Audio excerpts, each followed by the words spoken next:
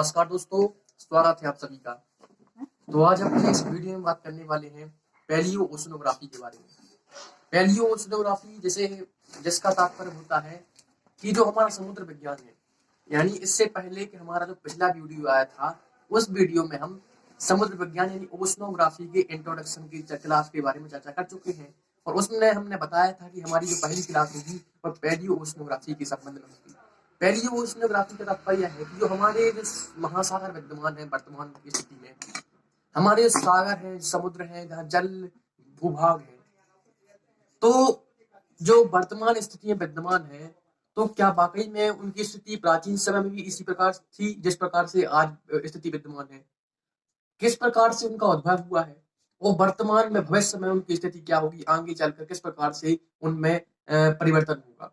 तो महासागर यानी वाटर बॉडी, जैसा कि हमने इसके परिप्रेक्ष्य में देखा था कि निरंतर कि पृथ्वी का जो तापमान है वह निरंतर बढ़ रहा है और तापमान बढ़ने से परिणामस्वरूप हो या रहा कि ग्लेशियर पिघल रहे हैं, मेल्ट हो रहे हैं, जिससे सी लेवल राइज हो रहा है। और जो समुद्री किनारे तटवर्ती क्षेत्रों में जो शहर बसे हुए हैं, जो देश हैं, उन देशों के लिए उनके अस्तित्व पर खतरा उत्पन्न हो गया है, उन पर खतरा मंडरा रहा है। तो इसलिए सबसे पहले हमें यह समझना होगा कि पैलियो ओशनोग्राफी यानी प्राचीन समय में किस प्रकार से हमारे समुद्रों की उत्पत्ति हुई है, महासागरों की किस प्रकार से उत्पत्ति हुई है, उसको समझना बहुत महत्वपूर्ण है। और उसी प्रकार से यदि हम उसको समझ लेंगे तो उसके पश्चात हम इसको लिंक करने का प्रयास करेंगे कि वर्तमान में कौन कौन से महासागर हैं, किस प्रकार से पृथ्वी के 70% क्षेत्र कौन कौन से भूभाग में बटा हुआ कि 70% एरिया महासागरों से निर्मित है। और आगे चलकर जो प्रक्रियाएं अभी वर्तमान में हो रही हैं, यानी महाद्वीप है, हमने पिछले वीडियो में हमारे भू आकृति विज्ञान की या फिर जियोमॉर्फोलॉजी के हमने पिछले वीडियो हमारे रहे हैं, तो उन वीडियो में हमने चर्चा की कि पृथ्वी है वह स्थिर अवस्था में नहीं है। यानी जिस प्रकार से पृथ्वी अपने अक्ष पर घूर्णन गति कर रही है, परिक्रमण गति कर रही है अपने सूर्य के चारों ओर, तो उसी प्रकार से जो महाद्वीप है, जो महासागर है, उनके तल का विस्तार हो रहा है, महाद्वीप गति कर रहे हैं। तो इस प्रकार से प्रत्येक क्रिया एक चक्रीय रूप में चल रही है, एक स्थिर कोई भी प्रक्रिया स्थैतिक रूप में नहीं है। ठीक उसी प्रकार से निरंतर महाद्वीप प्रसार हो रहा है, महासागर विस्तारित हो रहे हैं, महासागर के तल का विस्तार हो रहा है, सी फ्लोर स्प्रेड हो रहा है। तो निरंतर जो वाटर बॉडी है उसमें भी दिन पे दिन आगे चलकर फ्यूचर में भी परिवर्तन होने की संभावना है। तो चलिए पैलियो ओशनोग्राफी के संबंध में चर्चा करते हैं। ठीक, तो सबसे पहले हमें समझना होगा कि हमारे महासागर हैं, जो वाटर बॉडी हैं, उनकी उत्पत्ति किस प्रकार से हुई है। तो सबसे पहले उत्पत्ति को जो समझाने का सबसे पहले प्रयास किया गया पृथ्वी की उत्पत्ति को, वह लॉर्ड केल्विन महोदय के द्वारा किया गया था। लॉर्ड केल्विन महोदय का संकुचन सिद्धांत पृथ्वी की उत्पत्ति के साथ साथ महाद्वीप महासागरों की उत्पत्ति के संबंध में हमें एक सटीक प्रमाण प्रस्तुत करता है, उसे वह प्रमाण देने का प्रयास करता है। तो लॉर्ड केल्विन ने बताया था कि पृथ्वी प्राचीन समय में जब आरंभिक अवस्था में थी, अपनी उत्पत्ति की आरंभिक अवस्था में थी, तो उस समय पृथ्वी एक आंख के गोले के रूप में विद्यमान थी, जिसे नेबुला कहा जाता था।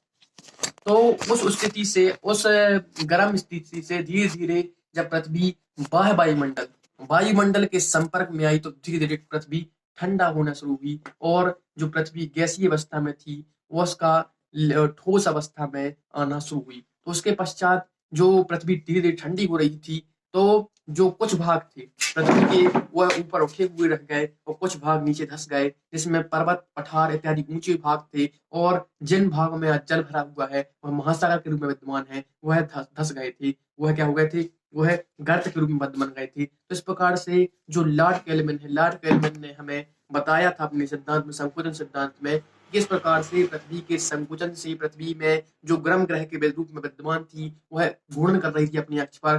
तो इस प्रकार से जब बाह्य वायुमंडल के संपर्क में आने से उसमें संकुचन हुआ, उसमें उसका सिकुड़न प्रारंभ हुआ, तो कुछ भाग ऊपर रह गए उठे हुए, कुछ भाग नीचे धस गए। तो इस प्रकार से पृथ्वी की उत्पत्ति हुई। तो पृथ्वी की उत्पत्ति के साथ साथ उन्होंने वाटर बॉडी यानी महासागर की किस प्रकार से जो गड्ढे बन गए थे, उसमें आगे चलकर जो वर्षा का जल है वह भर गया और आज हमारे सामने महासागरों के रूप में विद्यमान है। तो यह जो प्रारंभिक इतिहास है जो कि लॉर्ड केल्विन महोदय के द्वारा हमें बताने का प्रयास उन्होंने अपने संकुचन सिद्धांत के माध्यम से किया। इसके पश्चात हमने भू आकृति विज्ञान में जो एफ बी टेलर और वेगनर महोदय ने जो कि बताया था कि महाद्वीप गति कर रहे हैं, महाद्वीप प्रवाह हो रहे हैं। तो इनके सिद्धांतों को हमने अलग से एक सेपरेट वीडियो में बताने का प्रयास किया है कि भू-आकृति विज्ञान में, जियोमॉर्फोलॉजी में, उसमें यदि आप प्लेलिस्ट देखेंगे तो उसमें आपको मिल जाएगा। परंतु यदि हम यहाँ पर सागर की उत्पत्ति के परिप्रेक्ष्य में किस प्रकार से वेगनर महोदय का कथन है कि किस प्रकार से महासागरों की उत्पत्ति हुई, किस प्रकार से जो वाटर बॉडी है उनका उद्भव हुआ, उसके संबंध में वेगनर महोदय, एफ.बी. टेलर महोदय, उनका क्या मानना था, उसके बारे में हम चर्चा करते हैं। थोड़ी सी ब्रीफ समरी बताने का प्रयास करता हूँ। तो उन्होंने कहा था कि कॉन्टिनेंट क्या कर रहे हैं, महाद्वीप है, तो महाद्वीप गति कर रहे हैं। जैसा कि आप देख सकते हैं विश्व के मानचित्र पर, विश्व के यदि आप मानचित्र देखेंगे तो बहुत से एशिया, यूरोप इत्यादि, अमेरिका महाद्वीप, सभी महाद्वीप विद्यमान है। तो वह महाद्वीप अपने एक स्थान पर स्थिर नहीं है, उनमें गतियां हो रही हैं। तो इस गति को सबसे पहले एफ.बी. टेलर के द्वारा बताने का प्रयास किया गया, और उसके पश्चात जो वेगनर है, तो वेगनर का जो महाद्वीप प्रवाह सिद्धांत है, महाद्वीप विस्थापन सिद्धांत है, वह अपने आप में एक भूगोल में उसका अपना महत्व है। तो उसके माध्यम से सबसे पहले एफ.बी. टेलर को समझते हैं कि एफ.बी. टेलर का किस प्रकार से कथन था कि किस प्रकार से उनके द्वारा जो सागर हैं, जो महासागर हैं, जो सागर है, जो खाड़ियां हैं, और उनकी उत्पत्ति के संबंध में किस प्रकार से तर्क किया गया। तो एफ.बी. टेलर के द्वारा बताया गया था कि पृथ्वी प्रारंभिक अवस्था में अपने अक्ष पर घूर्णन कर रही थी। तो उस समय घूर्णन करते करते उसकी रफ्तार इतनी अधिक थी, तो वह जो अपना परिमाप था, जो उसका आयतन था, उसको वह क्या मैनेज नहीं कर पाई। इस कारण से जो वर्तमान में उस पृथ्वी से चंद्रमा की उत्पत्ति पृथ्वी के एक भाग के रूप में उसी पृथ्वी से हुई थी।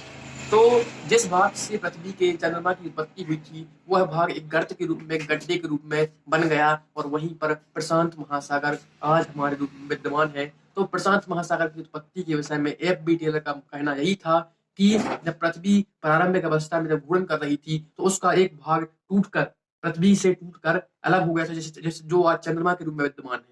तो चंद्रमा के रूप में विद्यमान था, जो भाग टूटा हुआ था, वहां पर एक गर्त बन गया था, और आज वह गर्त, वह गड्ढा बन गया। तो विशाल विशाल भाग प्रशांत महासागर के रूप में विद्यमान है, और धीरे धीरे महाद्वीपों का विस्तार हुआ, महाद्वीपों का प्रभाव हुआ।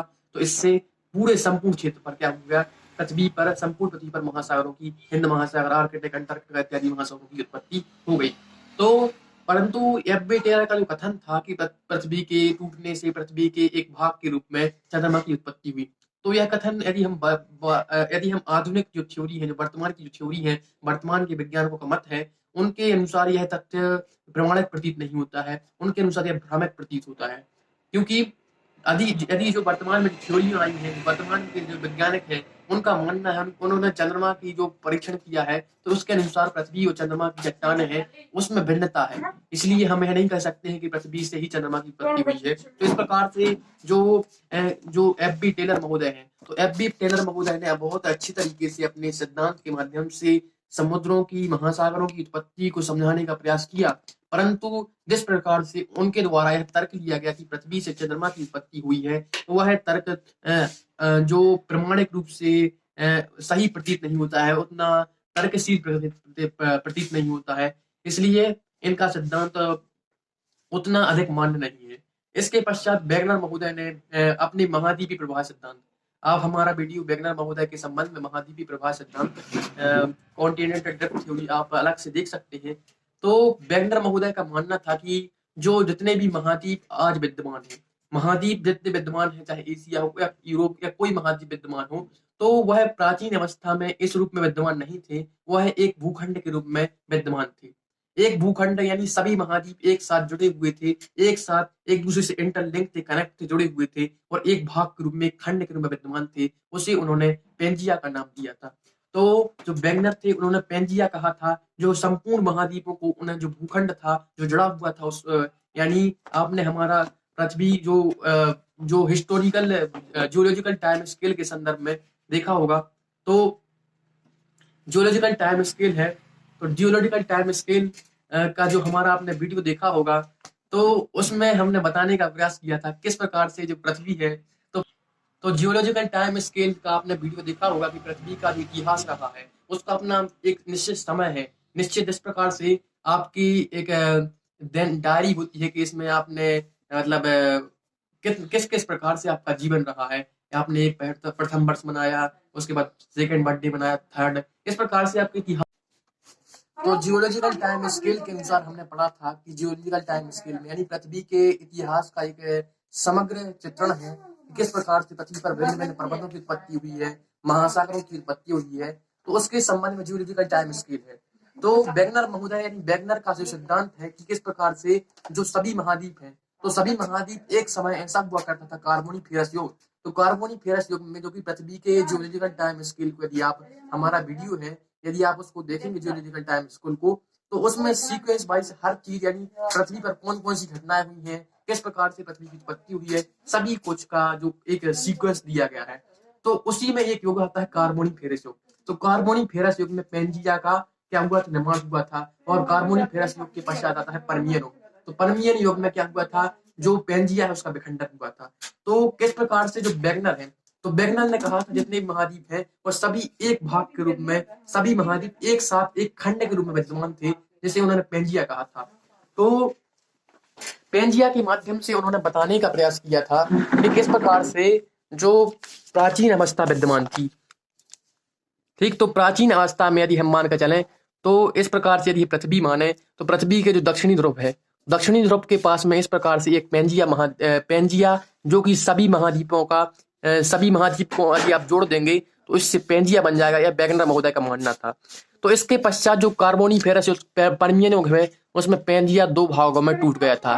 जैसे ऊपरी भाग था उसको कहते थे अंगारा लैंड या लॉरेंसिया, और जो निचला भाग था उसे कहा जाता था गोंडवाना लैंड। तो इसके बीच में जल भर गया था, इसके बीच में यदि दो भाग टूट गए थे तो यह ऊपर की ओर उठ गया था, यह भाग ऊपर की ओर या नीचे की ओर। तो इसके बीच में जो भ्रंश बन गया था, जो घाटी बन गई थी, उसे टेथस सागर कहा गया था। ठीक, तो इस प्रकार से जो वेगनर है, वेगनर ने इसको बताने का प्रयास किया था। और इसके चारों ओर जल भरा हुआ था, यह संपूर्ण भाग जलीय भाग था। तो जैसे वेगनर महोदय के द्वारा पैंथालासा कहा गया था।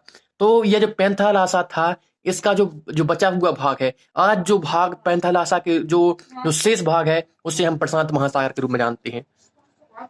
ठीक, तो इस प्रकार से इनकी जो थ्योरी थी, इन्होंने कहा था कि जो जो जो अंगारा लैंड है, जो ऊपरी भाग है, वो इस यहाँ पर यानी जो वर्तमान में जितने भी महाद्वीप हैं, यानी आप मान के चलिए उत्तरी अमेरिका महाद्वीप, इससे यूरेशिया यानी यूरोप और एशिया, सभी इस अंगारा लैंड का भाग है।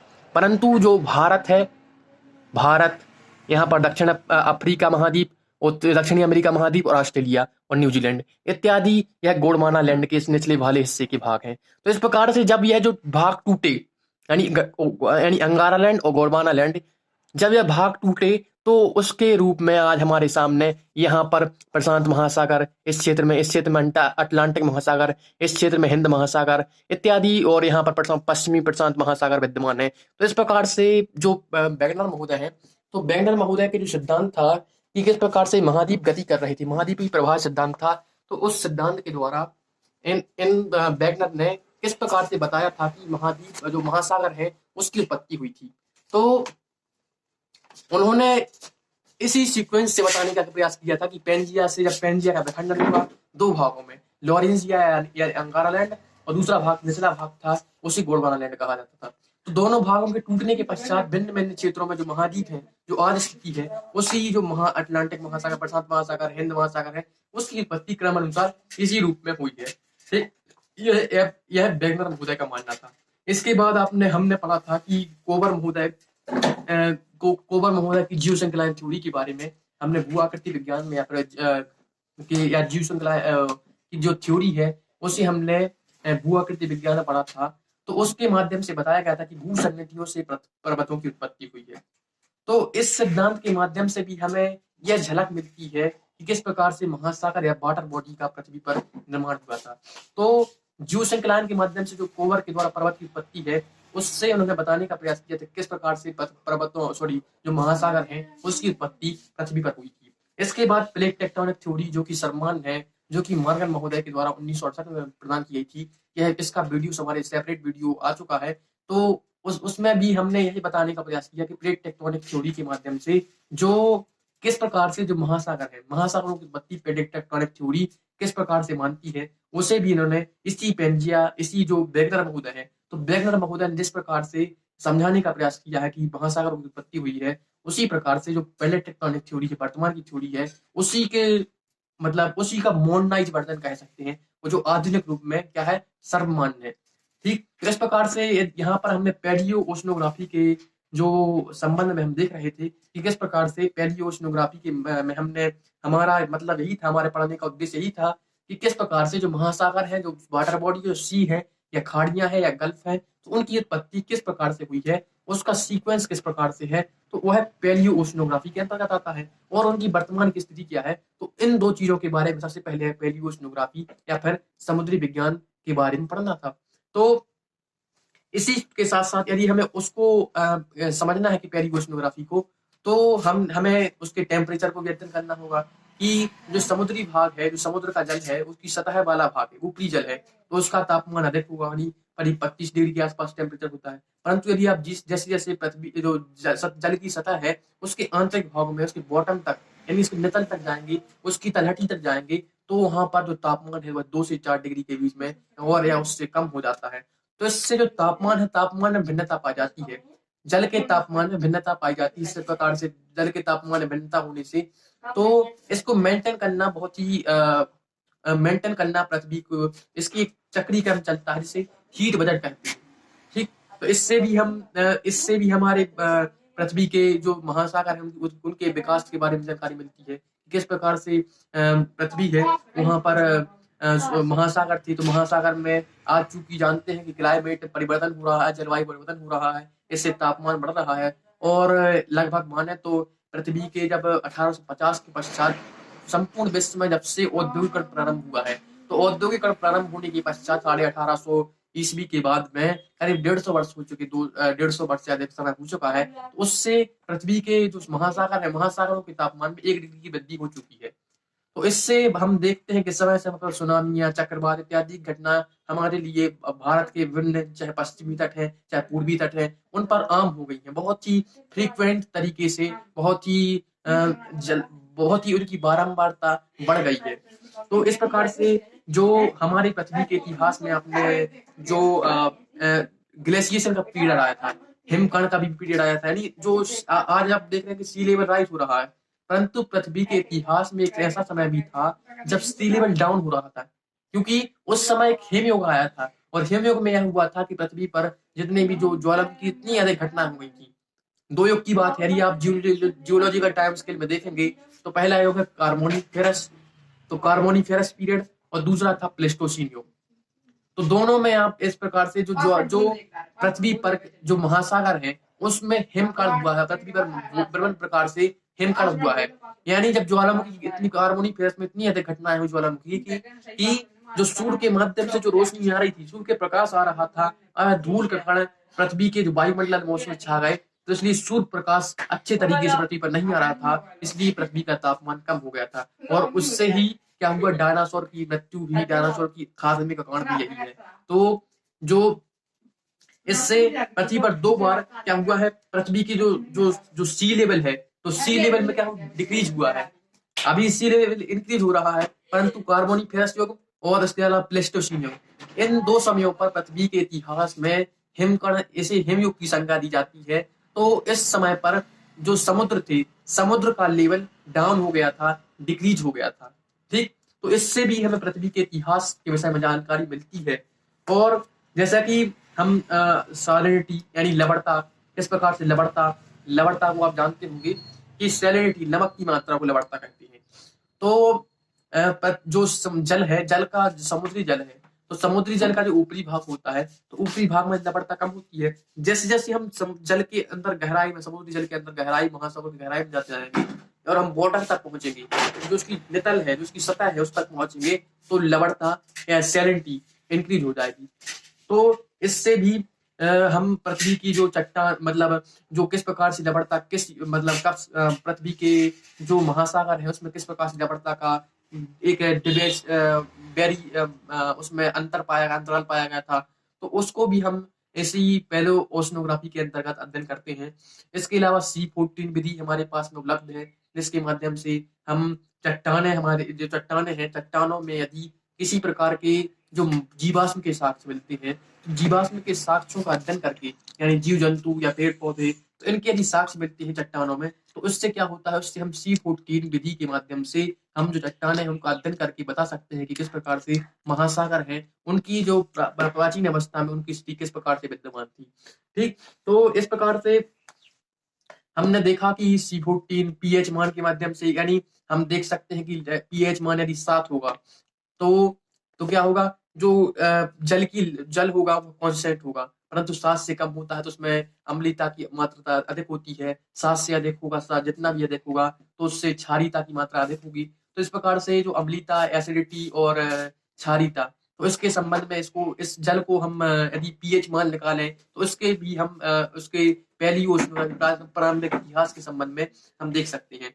परंतु यह तो हमने बात की पहली ओशनोग्राफी, यानी जो महासागर है उसकी किस प्रकार से उत्पत्ति हुई है और किस प्रकार से, यदि हम किन किन विधियों के माध्यम से, चाहे सी लेवल राइज करने की बात हो या सी लेवल डिक्रीज की बात हो या C14 विधि की बात हो, पीएच मान के नजरिए से सैलिनिटी, टेम्परेचर और तो इत्यादि विधियों इत्यादि के माध्यम से हम जो ओशनोग्राफी है, जो महासागर है, जो सी लेवल है, सी बॉडी है, जो सागर सतह है, तो उसका इतिहास क्या है, उसकी किस प्रकार से उसकी उत्पत्ति हुई है और वर्तमान स्थिति क्या है, उसके संबंध में हमने इसको जानने का प्रयास किया।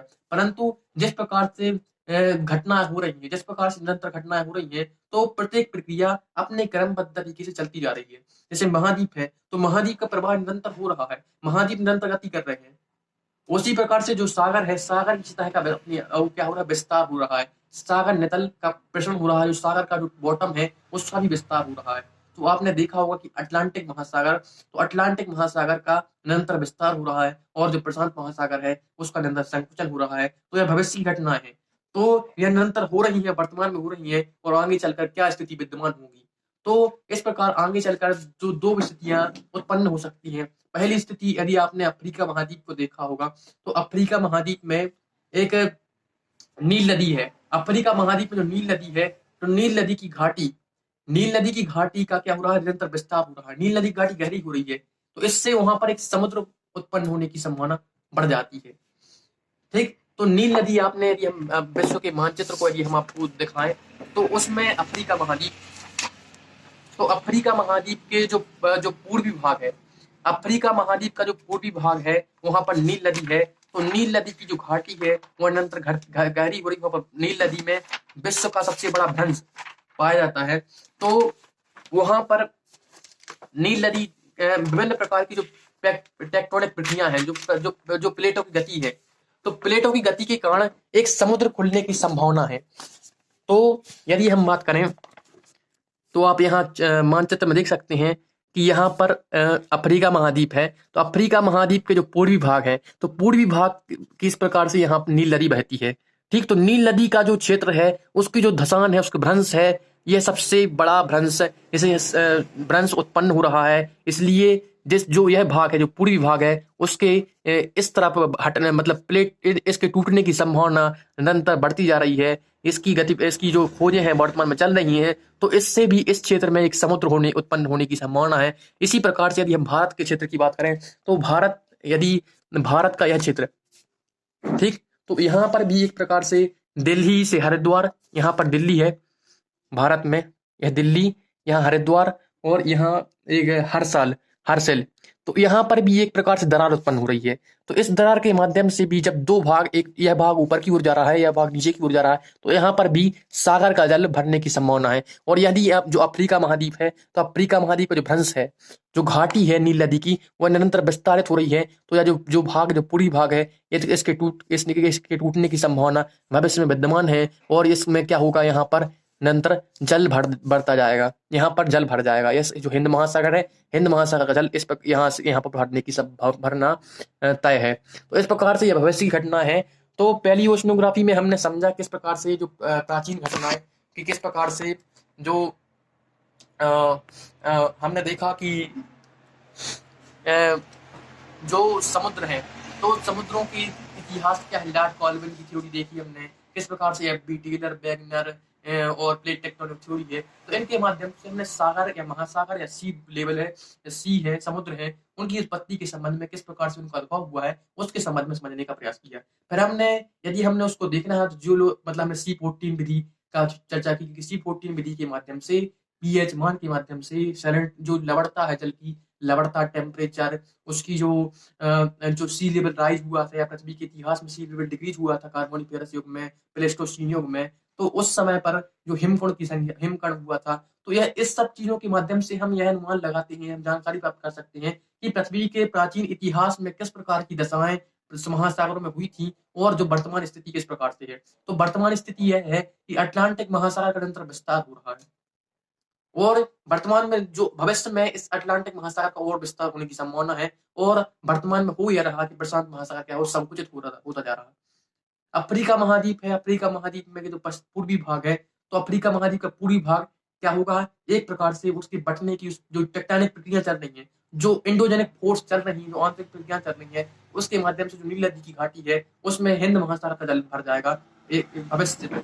तो इस प्रकार से पहली ओशनोग्राफी में हम यही अध्ययन करने वाले थे कि किस प्रकार से जो प्राचीन घटना है, किस प्रकार से समुद्र की उत्पत्ति हुई है, जो वर्तमान घटना है किस प्रकार से हो रही है, भविष्य में क्या संभावनाएं हो सकती हैं। तो भविष्य में दो घटनाओं के संबंध में चर्चा की कि जो अफ्रीका महाद्वीप है, अफ्रीका महाद्वीप की नील नदी घाटी है, उसका विस्तार होकर वहां पर हिंद महासागर का जल भर जाएगा। इसके अलावा भारत के हरिद्वार, मथुरा, हरिद्वार, दिल्ली और तो उस रीजन और हर साल रीजन की बात की तो वहां पर खुलने की उसके भी खुलने की संभावना है। तो इस प्रकार से हमने प्राचीन वर्तमान, प्राचीन और भविष्य के संदर्भ में पहली ओशनोग्राफी के संबंध में इस वीडियो में हमने चर्चा की। धन्यवाद।